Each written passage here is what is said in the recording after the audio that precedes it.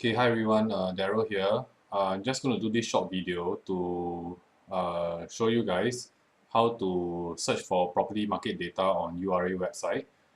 The main reason I'm doing this is because I actually had someone who wrote to me and said that, hey, where are you pulling all this information from?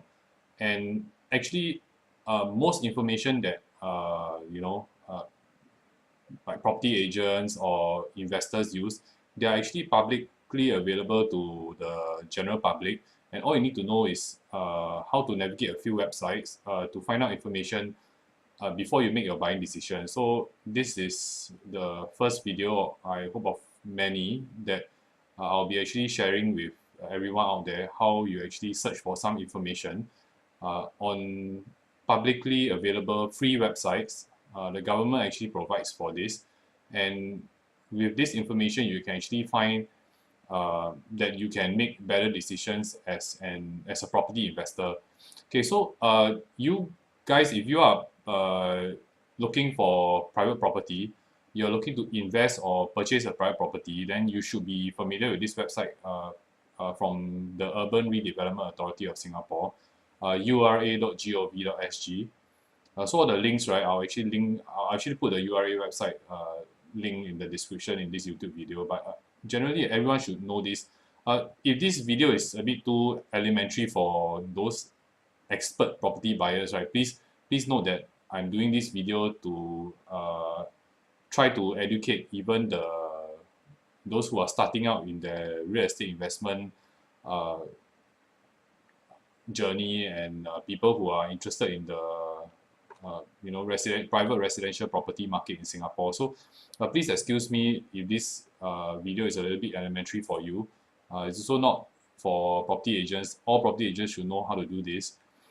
Okay, there's actually a mobile app as well, but the mobile app is distinctively different, in my opinion, to the website. So you want to get on the desktop and you want to get on ura.gov.sg, and once you get onto the URA website, you actually can see this button here that says property market data. Okay, so you actually click on property market data, and it will actually bring you to this page. So this page is actually private residential property transactions. If you see these other related e-services, you can click here. There are actually 5 different categories, but we go through them one by one. So let's go for private residential property transactions. So let's say if I'm maybe going to take a look at the latest property launch, and maybe it's uh, Park Esta at Eunos MRT. Okay, and then I want to say, okay, so what is next to the MRT stations around there?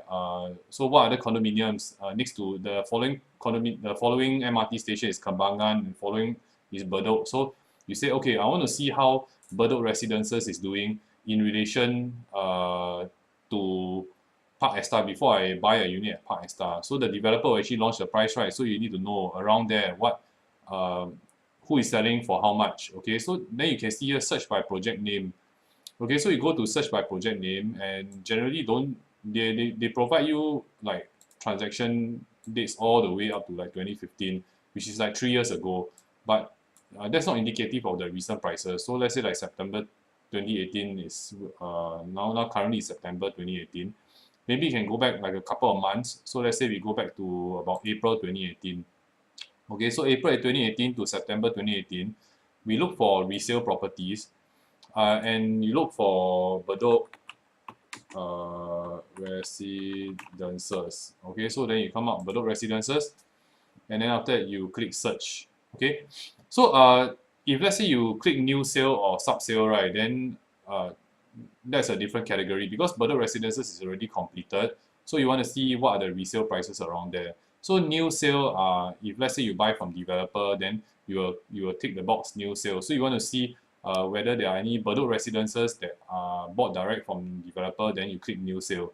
If you want to see sub sale is normally when the buyer has bought the unit, then after that they want to flip, right? So before the project obtains its CSC or cert of statutory completion, then you will be considered a sub sale. So if let's say you want to see the sub sale, that means units that sold before TOP, before CSC, then those will be sub-sale. But Bedok Residences has already completed for 3 years already, so it's definitely resale. So I click Bedok Residences and I click search. Do note that you can choose up to 5 projects and the results will all be displayed out. Okay, so I click search and I get this. Okay, so I can actually see that, oh yeah, Bedok Residences, the street name Bedok North Drive, District 16, 99 years lease commencing from 2011. There was a unit which is 883 square feet, sold for 1.34 million. The PSF, right, is 1,518. Okay, so you can see here, right, like Bedok Residences, there are units that were transacted for 1,500 plus, 1,600 plus, 1,400 plus. There are units that went for 1,003, 1,001 as well. Generally, right, you can see that most of the units transact for about 1,005, 1,006. So then when you go to like a new launch like Park Esta, then you see, the developer is selling for this particular price, then you can make a more informed decision saying that, if I don't want to buy Park Esta, but I still want a condominium which is right next to the MRT station on the east-west line, then where can I go for? Can you go for Park Place Residences, which is one station away at Paya Lebar, or maybe 2 stations away at Bedok, which is Bedok Residences. This one is situated right next to the MRT station as well, integrated together with a mall. So then the prices that you need to pay at Bedok Residences are about here. So then you can make a more informed decision when you take a look at the new project launches which the developer is actually launching. Then you can see, is it worth it to pay this premium? So please don't expect the new launches to be launched at resale prices. Firstly, like Bedok Residences, the lease has already come down a bit. Like it's 7 years into the 99-year lease. The 99 years starts from the day that they obtain the land. So in the process of selling and building, the 99 years is actually counting down. So you must always understand that the new project launches are going to be more expensive. It's just that, does it make sense to pay that premium? So investors should be well versed enough to do this sort of research. You can actually print it out in PDF. Okay, you can download it in PDF as well, or download it in Excel format, which is this download into CSV. So some people may want to download into CSV so that they can actually calculate the average unit price or whatsoever that which they want. And you have the option to actually display in square meter, but in Singapore we actually do it by square feet. So no point changing this at all. Okay, so let's go back to this portion. So now you've seen the private residential property transactions. Oh, sorry, I want to show you guys this thing. So what you can do is that for this same period, right, you can, instead of just searching for that one project, you can also search for things like here. So I want to search for maybe apartments and condominiums, which resale, in the resale market in District 15 or 16. 15, let's say 15, okay? So around the East Coast area. So you click search, and these are the prices here for District 15. So you get everything. Yeah, that's a lot. So these are actually the caveats lodged. Okay. Okay, so these are the property transactions that are done. Okay, so what happens is that you can also print it out in PDF or download into CSV format, which is Excel. Then you can do your own analysis and take a look and see whether what you're paying is fair value in the resale market, in the new home launches, primary market, the new project launches. So these are things which, if you really are interested to want to make money, you have to know. Okay, so this is private residential property transaction. So let's say you want to take a look at the rental market. Okay, so we want to do research for maybe like Park Esta, which is next to Eunos MRT station, right? So let's take a look at the median rentals of private non-landed residential properties by name. Okay, so we say this is second quarter 2018. Then you can actually just download. So you download and you get this thing here. Okay, so this is actually the price per square meter. So actually if let's say you're looking at just now we were at Bedok residences, right? So we see Bedok residences. So here, okay, so this is actually the 25th percentile, median, and 75th percentile. Normally we take the median. So the median is like if there are like, let's say 5 transactions, right? So the median will be the center one, which is the third one. So if there are 10 transactions, then you take the 5th and 6th transaction, then you add them up and divide by 2. So it's actually the center transaction. That's what median means. Okay, so it's $42.36 dollars per square meter. So what you do is that you take this 42.36, you multiply by the size of your unit in Bedok residences, then you know the price per square meter. Okay, it's actually quite interesting that you can see the price per square meter per month, right? Bedok residences is actually commanding like this price. Then Bellevue residences in District 9, which is commanding a lower price than Bedok residences, which is astonishing actually. Yeah, because you pay so much more for District 9 freehold condominium Bellevue residences. So yeah, so buying a property is actually quite important. So this is actually a good example. Okay, you can actually download or print this out as well. Okay, so this is something. So then this is actually rental contracts of private residential properties. So you want to know exactly like Bedok residences, right? So let's say we go back the last 3 months and we go to Bedok residences and we click search. So these are the transactions. So you can know that like a 2-bedroom in Bedok residences was actually rented out for 3,400. The size is this 800 to 900 square feet. You don't know the exact unit, but you can estimate that a 2-bedroom 3,004. You can actually sort. You see here this arrow here. You can click here. You can actually sort. So now you're sorted by 1-bedroom, 2-bedroom. So if you see the 2-bedroom, right, these are the prices for the 2 bedrooms which are transacted. So you can see, oh, 1-bedroom, quite a few units were transacted, right? You see so many. Okay, but then you see 2 bedrooms, right? They are only here, up to here only. That's all. Then here 3 bedrooms. So 3-bedroom and 2-bedroom seem almost similar. In fact, I think 3 bedrooms slightly more. Then there are a lot of 1-bedrooms which are rented out in Bedok. You see. So you can actually see the 1-bedroom in Bedok residences, right? So how much were they rented out for?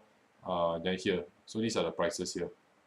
So you can use that and think, okay, so if I buy a unit in Park Esta, how much can a 1-bedroom rent out for? Can I, for whatsoever reason, right, take Bedok residences as a point of reference to make a decision?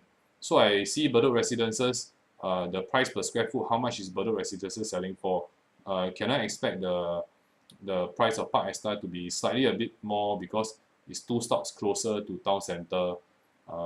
Perhaps, but of course it's newer but doesn't have a mall. So these are a few things which you tend to come up with your own metrics. So nobody is right or wrong in analyzing property investment. I've had a lot of people who disagree with me like very fervently. Then they email me and like they're so upset over what I said. Then yet there are a lot of people who email and comment that yeah, they agree with what I say. So it really depends on how you want to make a decision. All I'm doing is that I'm just showing you where to get the information from and how my train of thought works to see whether certain condominium or certain new launch or certain resale property makes sense or not. So you always have to look out for like whether you can rent it out. Doesn't matter whether you want to stay or not. If you want to make money, right, you must always remember, if let's say you're buying a property, right, whereby the rental yield is so darn low that no property investor want to come in, like maybe the rental yield is like 1%, then which property investor will want to come in and purchase a property that they cannot rent out for a decent rent? Negative yields are more like they are like not negative yields, sorry, like negative cash flow. They come out the money and they service the mortgage is more than the rent that they are collecting. So they pay the mortgage, they pay the conservancy charges, they pay to furnish the unit. Then after that, the amount of rent that they collect is like so little, don't make money. They will look elsewhere. So the demand for your particular development shrinks. So you must always take note. Buy for own stay, can take a look at these metrics. Also look at how much you can actually rent it out for. Okay, so these are rental contracts. So just now when we actually did this search criteria thing, right? You always can put up to 5 projects. So you can always search up to 5 projects uh, and compare. Okay, so then there's actually this prices of private residential units sold by developers. So let's go here. And since we're talking about Park Exta, right? I actually did a review on Park Exta. It's actually on my personal blog. Just put it in the link below also. So what you can do is that you can actually search for Park Place Residences at Paya Lebar Quarters, because there's one MRT stop away, and I'm using that as a basis in my analysis in my blog article. So you can click search. So you can see, right, that the total number of units in the project, it's 429, okay, in Park Place Residences at Paya Lebar Quarters, street name Paya Lebar Road. Okay, so this is actually the developer. The developer is Land Lease. So they normally come out with a subsidiary to do the development. So the cumulative units launched to date are 429. So the cumulative units sold to date is 406. So this one, right, if let's say anybody can tell you, say, wow, I only left the last 2 units only, then you say, you don't try to be funny with me, then you go to URA website, then you see, 429 units, 406 sold only. So altogether, still got another good 23 units unsold here. So how can it be? People can tell me, say, only left 2 units only. Then you know. So nobody can actually try to pull a fast one on you, because the information is readily available. So this is a median price. So I explained to you guys how median price works, right? Okay, so then this is the highest price per square foot in the month, lowest price in the month. So like that's this month. Okay, so it's here. So if you want to see, right, Paya Lebar Park Place Residences, right? So like just now I was mentioning to you guys, you can actually go back to this private residential property transactions, right? You search by project name. Let's say you search. Can't remember when was it launched. Let's say just put it all the way back to here. Okay, so let's go new sale, and we go to Park Place Residences, right?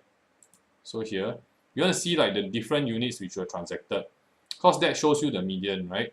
Okay, so this is actually Park Place Residences at Paya Lebar Quarters, and then you see like 99 years lease commencing from when, and these are the prices. So you can see, right, if you click here, the unit price, so now you get like lowest to highest. Okay, so you see like there are units that were transacted for $1,579 per square foot. This was in March 2017. This was the first launch. So remember that now Park Place Residences was actually launched in 2 phases. These are information that these are the type of information that you will need to get from people in the property market, property agents like myself, or whoever that's out there. But we'll tell you, like, so the first phase for Park Place Residences, they actually sold out like 50% of the units, right, in the first launch, in the first day actually. Okay, so everything was sold in this March 2017. So you can see March 2017, right? Most of it is all in the beginning. So you can see March 2017, March 2017. So there are some units here like July 18 and all that, right? They mix in. So these are the second phases. So you see, right, you scroll all the way down. Okay, you don't want to scroll all the way down, you can actually just click here again. It doesn't work. So it goes from lowest to highest. So what you do is that you scroll all the way down, right? You see that actually there are units, right, in Park Place Residences. The 1-bedroom units. You see here 484, right, is a 1-bedroom type. High floor unit sold for $2,281 per square foot. So the 1-bedroom unit in Park Place Residences was transacted for 1.105 million. Okay, so this is the per square foot price that was transacted. So when you go back to just now the median pricing, right, whereby I told you 1,600 plus, that's the middle transaction. So you see, like, you need to go deeper in and you need to dwell deeper into the transaction to see your one bedroom, right, in Park Place Residences. If you're comparing Park Place to Park Esta, then what is the what is the basis of comparison? So like Park Place Residences already 2,281 per square foot. I'm not saying that this is market price. I do think that it's expensive, but I'm just saying that as a basis of comparison, when you compare to the project that you're buying, just because it's one MRT stop away, you have some basis of comparison. You don't go blind and you go in and you take the brochure. Of course, the brochure will tell you everything good, right? You need to do your own homework. Okay, so these are actually the private residential projects in the pipeline. Okay, so what you can do is that you can search by project name. So if you want to search like Affinity at Serangoon, so you can search again. If I'm not wrong, you can search up to 5 projects, but yeah, you can just search. So they actually tell you like the details, like Affinity at Serangoon, developer Oxley Serangoon Private Limited. Actually, it's Oxley Holdings, but this is the subsidiary company which they started out. There's 1,052 units. Out of these 1,052 units, 40 of them are terrace houses and 1,012 are apartments. Okay, so yeah, so these are the things that you should be able to search for, and you should be familiar if you're buying property in the private property market. So all property buyers, they should be well versed with this URA website. And in all honesty, I'm a little bit concerned by the person who actually asked me where I get information from URA website and everything. So I'm actually doing this hopefully to share some of the information and the knowledge that I know. And I think these are all free. Okay, so it's free for anyone to use. So you can search like apartments and condominiums. You want to see like what is coming up in maybe district. Okay, because we're on Park Esta, right? So we just search on district 14. So this is district 14. So how many units are actually coming up in district 14? You can actually tally out. So you can see like Park Esta, Park Place Residences, residential apartments, and this residential apartments I think haven't given a name yet. So then trade residences. So these are the units that will come up. So you can just tally out. So it works out to be like 4, 5, 5, 7. It's about 2,000 plus units here that coming out in District 14. Okay, so this is something that you need to know. And you can see this download statistics. You can actually see like the pipeline supply of residential units and executive condominium by expected year of completion. So you know that, okay, what's completing this quarter 2018, quarter 2 2018. Sorry, now it's actually quarter 3. So what was there like last quarter? So you can just search. Okay, then you just double click, open it up. So here. So all these statistics are actually there.